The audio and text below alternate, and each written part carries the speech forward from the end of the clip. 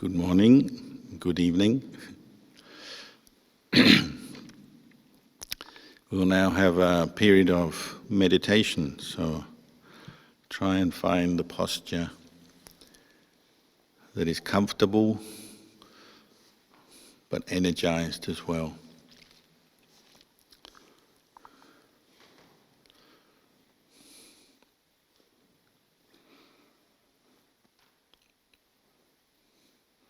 In the beginning, we take some time just to observe our posture, become aware of the way we're sitting, where our head is, our back, our hands, our legs.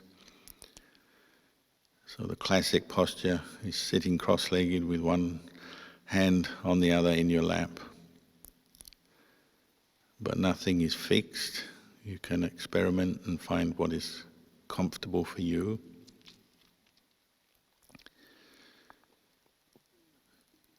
Close your eyes.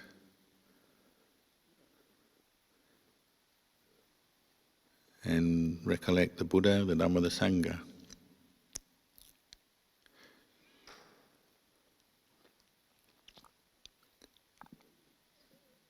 Every morning in the monastery we begin our day paying respects to Buddha, Dhamma, Sangha and our teachers, and recollecting the qualities of Buddha, Dhamma, Sangha, and some of the teachings of the Buddha as we've just chanted.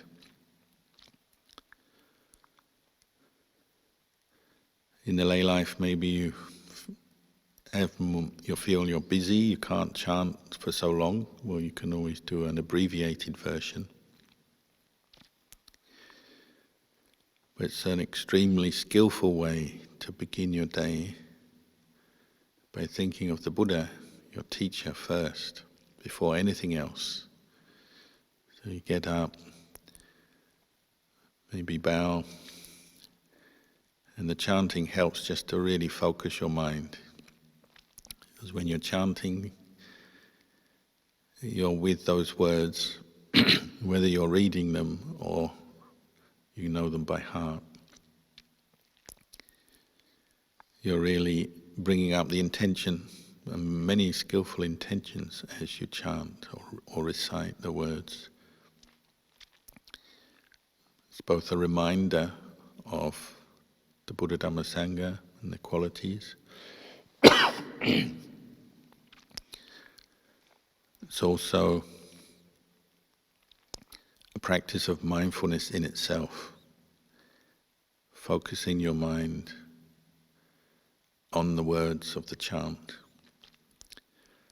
So many people find that from time to time as they chant,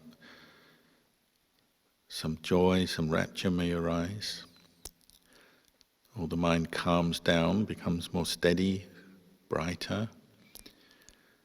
If we're struggling with sleepiness, it can help to brighten the mind, energize the mind. And it also brings us wisdom, understanding. Because as we chant, different aspects of the Dhamma, the truth, may become apparent. He's reminding us just now, say, the impermanent, unsatisfactory, selfless nature of the five khandhas. Form, the physical form, feeling, perception, mental formations, sense consciousness. As you chant, you're reminding yourself that these aspects of who you are the focuses of identity, meaning of attachment, clinging, what we call identity view, sakkaya ditthi. And it's a cause of suffering because they're also subject to change and they're not self, meaning you ultimately can't control the five khandhas. They're conditioned things. So if you remind yourself of that every morning, that's setting your mind up with right view for the rest of the day. is bringing the theme of impermanence, unsatisfactoriness, or the selfless nature of physical, mental phenomena into your mind, into your thinking. You could say planting seeds. And as you go about your day, you may well get lost in other moods and issues and work and tasks that you have to do. But then those seeds can bear fruit and sprout at any time. So maybe you're in the course of your day and you're feeling down, feeling tired or irritated or frustrated with something. But some of those words that you chanted come back to you. And they remind you, oh, it's just like that. This feeling is changing. It may come up, but then it also pass away. Or you may have some desire come up and then it's shattered or frustrated, didn't get what you want. And then you come back to remind yourself, oh, this is exactly what the Buddha taught. I already chanted it this morning. Association with the disliked is suffering. Of course, parts of life are suffering. Separation from the light is suffering. We don't get what we want all the time. Not attaining our wishes is suffering. And this is wisdom, knowing that you won't get every wish in your head attained in this life. That's wisdom. Delusion is expecting, believing that you will get every wish attained, every wish fulfilled. And why do we suffer? Because we don't get what we want, some of the time. We're all kind of have the mindset of gamblers, because we're always hoping that we will get what we want, and it will somehow fix everything. And we invest too much energy and self on getting what we want, and so when we don't, we feel very disappointed and frustrated. If you bring up these simple words and reflections that we just chanted, they can help you to accept when the disappointment comes or the frustration comes. You can see, oh, it's just normal, it's just part of life.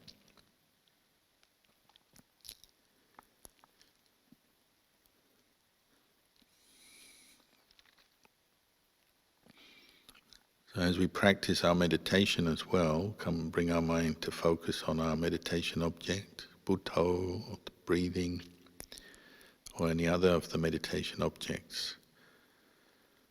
You're bringing up mindfulness, clear comprehension, bringing your mind into the present moment,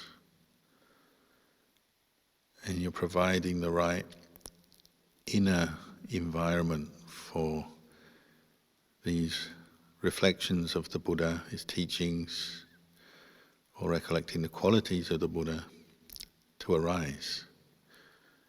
And you can bring up into a mindful mind reflections on impermanence, or contemplate the wisdom and compassion of the Buddha, for example.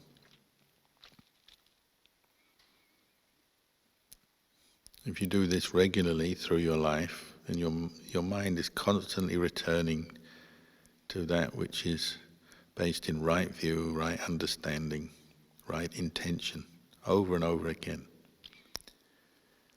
And these are the nourishing qualities that help bring up a sense of inner peace, calm, happiness, even though we sometimes face difficulties in life.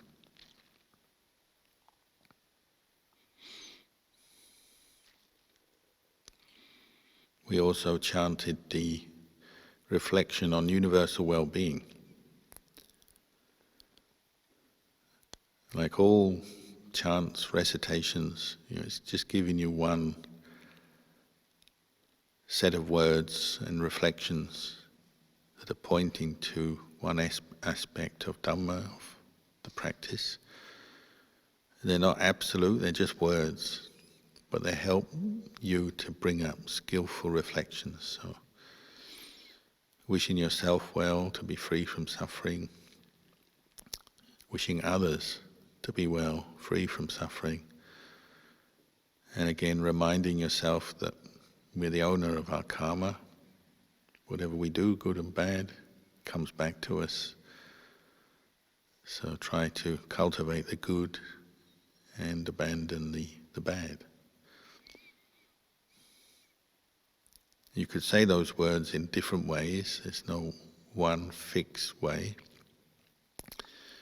You could just bring up the thought in your mind without chanting. But if we're honest, we probably will admit that if you don't chant, you never read, you never listen to Dhamma, you never chant the Dhamma, those words, those reflections easily disappear and other thoughts come into our mind. And we forget the Dhamma.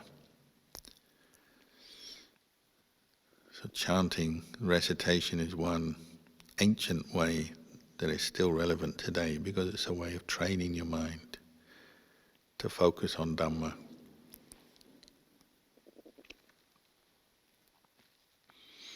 It's just the same as the Buddha. The Buddha began his day at dawn surveying the world with thoughts of kindness, compassion, to see who could be ready to receive the Dhamma that day, at that time.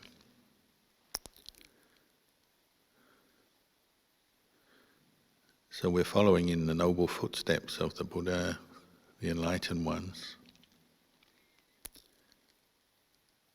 with these reflections on universal well-being. At least you begin your day with the thought, may I be well, free from suffering. May others be well, free from suffering. And of course, that object of metta, goodwill, may lapse as you go through your day. But it's not so difficult to return to it if it has lapsed and you realized you've lost your metta. You can return to it because you've been chanting it earlier on or practicing it earlier on.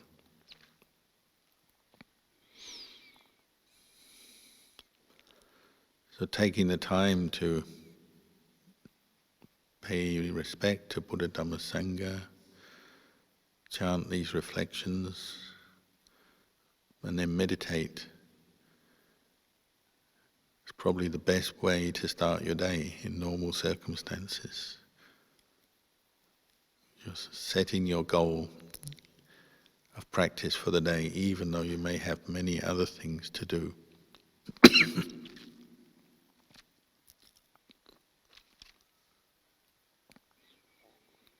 You know, for at least this part of the day, your mind is aiming at wholesome objects. And this will be a powerful conditioning force for the rest of the day. And you may sometimes even experience states of samadhi as you meditate in the morning, clearing the mind of the hindrances, the worries, the doubts, the sleepiness, the desires, the aversions. Even if only for brief periods, the mind centers on the breath, lets go of other things. That's a very refreshing, nourishing experience, powerful experience for your mind. Brings you some stillness in your day, and out of that more understanding can arise too.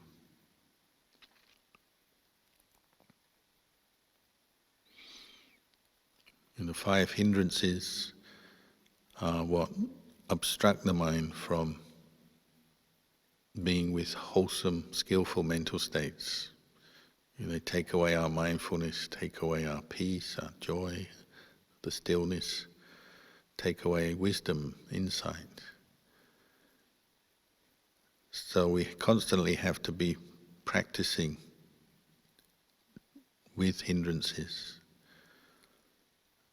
If you can begin your day every day with some meditation, that's exactly what you're doing. You're bringing up the mindfulness, letting go of the 5 hindrances.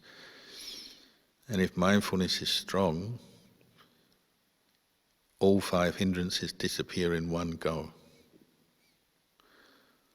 It's what we call jackpot.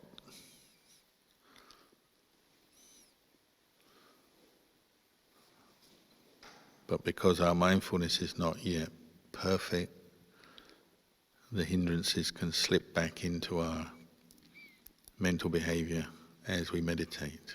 So we have to keep patiently putting effort into bringing up awareness with the breath, effort, clear comprehension. In the early morning, one of the biggest hindrances might be tinamita. We translate sloth, torpor, drowsiness. In the Thai language, it's translated as hot hu, which means your mind shrinks back from its object. So when drowsiness is coming, you're aiming to put the mind on the breath, make the breath the center of your attention, and thereby the mind becomes mindful, brighter, wholesome. But with drowsiness, it shrinks back. It retreats from the breath, from the meditation object. Where does it retreat to? It retreats to darkness.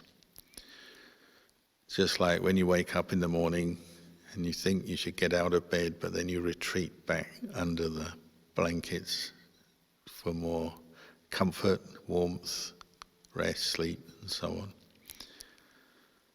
It's retreating back from what is good. Ultimately, mindfulness of the breath is good. It's a wholesome object. Retreating back to the darkness of drowsiness, dullness. Even if you're not fully asleep, the mind can go dull, just turns off, switches off, because mindfulness is not strong. So it becomes darker.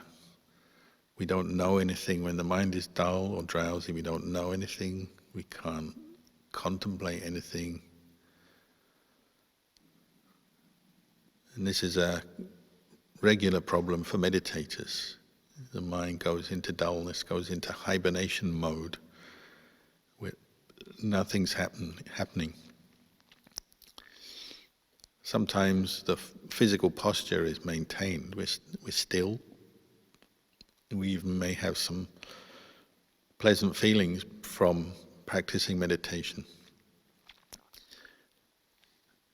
But the mind is not fully aware, fully knowing the object. So it retreats into dullness, pulls back from its object.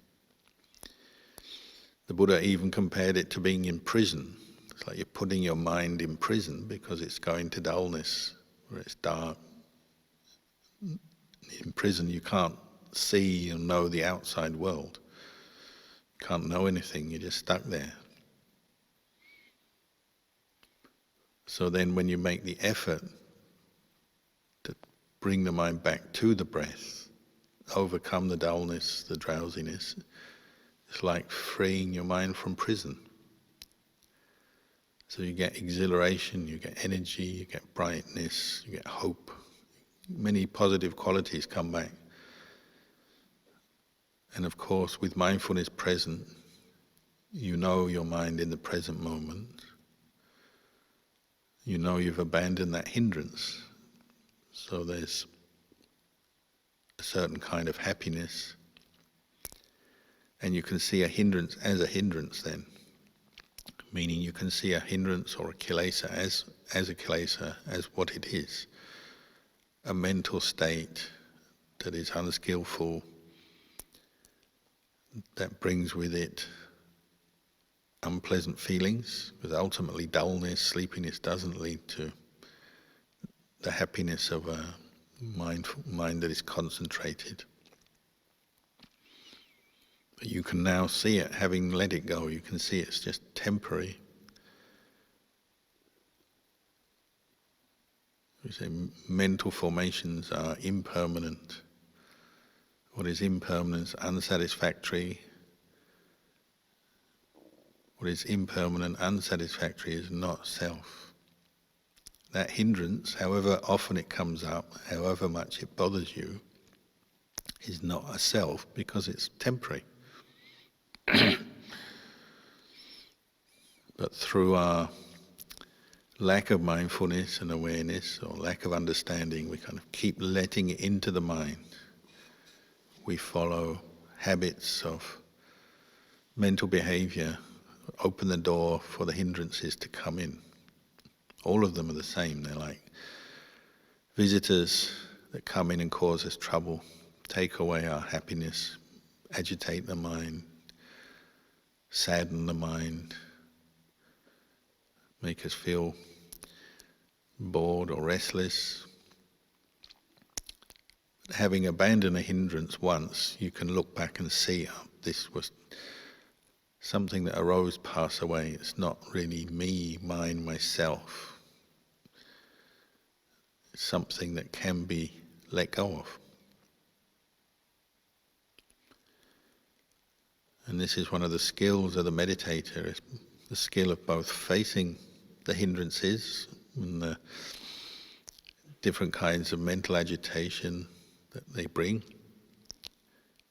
but then through our own efforts overcoming them and letting them go.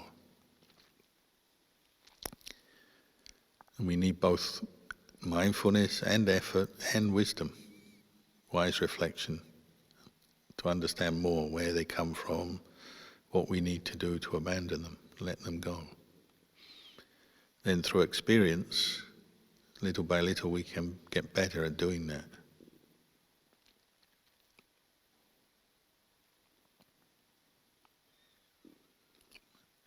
Then you have the chance to experience the mind that's free from hindrances for periods of time. And this sense of release, whether it's release from jail or recovering from an illness, paying off a debt, the different ways the Buddha described getting out of the hindrances, they all give this sense of the mind returning to normality, returning to a sense of peace and working properly because the hindrances have subsided. The more we practice, the more we aim to bring up mindfulness, we're bringing our mind to this sense of normality. It's not caught into attraction or aversion. It's not liking nor disliking.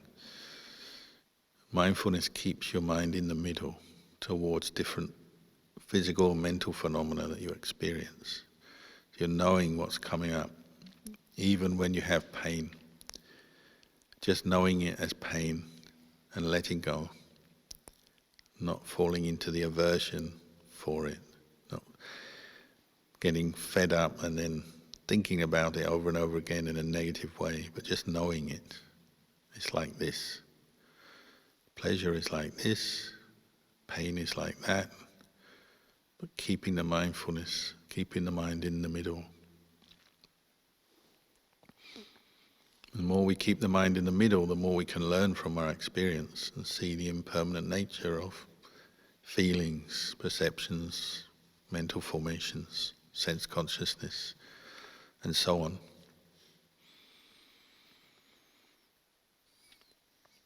So for the next period we'll carry on sitting and just keep putting effort into your practice until you hear the bell.